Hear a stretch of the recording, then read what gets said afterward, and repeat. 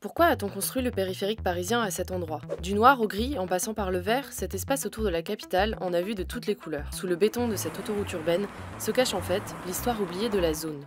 C'était la zone et tout ce qui s'ensuit. 1973.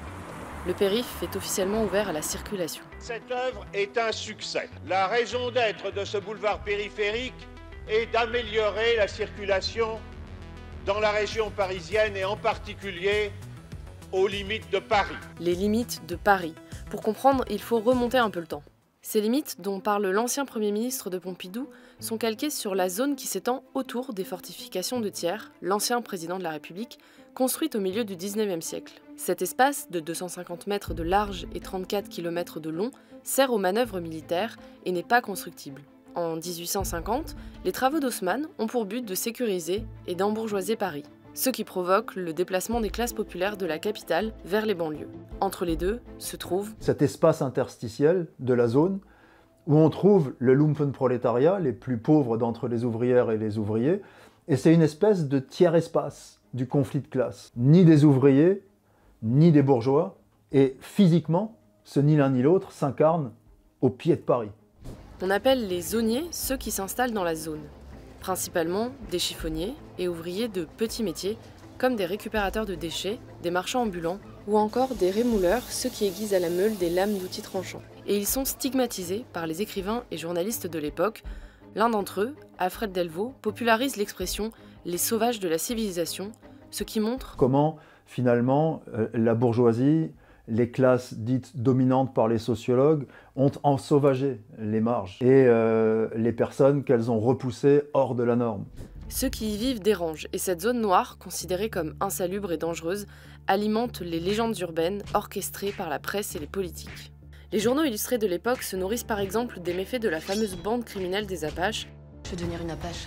Les grands zoniers, ceux qui exploitent l'espace, profitent de cette mauvaise réputation de la zone, car ce qu'ils réclamaient, eux, c'était des droits de propriété tout à fait légaux, et donc une intervention de la puissance publique sur ces espaces et une réglementation qui finirait par les reconnaître comme les légitimes occupants de cette zone. Sachant que les terrains aux portes de Paris, s'ils étaient légalisés, pourraient valoir très très cher. Mais les autorités ne vont pas aller dans ce sens.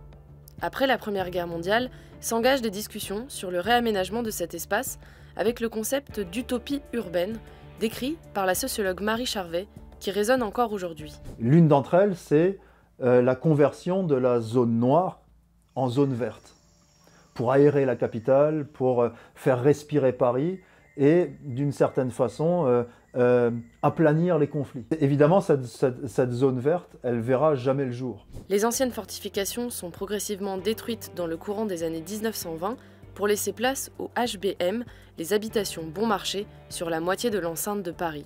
D'espace occupé par des abris de fortune, cette zone devient le lieu des quartiers pauvres que l'on construit en marge de la modernité, celle de la ville de Paris. D'un espace physique, au travers de ce mot zone, on passe à la désignation d'un espace symbolique de la marginalité, qui se détache finalement de son origine parisienne et qui vient qualifier ou disqualifier tout un ensemble d'espaces, où on repère des problèmes sociaux, de la marginalité, parler de la banlieue comme si c'était une zone de dépravation, de danger pour la société dans son ensemble, etc. C'est très ancien. À la veille de la Seconde Guerre mondiale, l'idée de construire une autoroute pour contourner Paris fait son chemin pour deux raisons. Fluidifier la circulation et pour la distinguer de ses alentours. Paris doit être défini de manière élégante et précise afin que les étrangers abordant l'Île-de-France puissent dire « Voici Paris », sans la confondre avec Levallois, Aubervilliers, Pantin, Vitry ou Malakoff. Ce qui est quand même une conception très hiérarchique de l'urbanisme et de la planification urbaine. Après les années 1960, la zone se dilue dans ce grand chantier urbain et le terme de zonier disparaît. On parle désormais de zonard. Issu des marges, des banlieues ouvrières, serait une jeunesse de plus en plus conçue comme problématique. Des artistes s'emparent de l'histoire de la zone et en font une véritable référence dans la culture populaire. C'est l'heure où les zonards descendent sur la ville. C'était la zone et tout ce qui s'ensuit, la fine fleur, l'élite du pavé.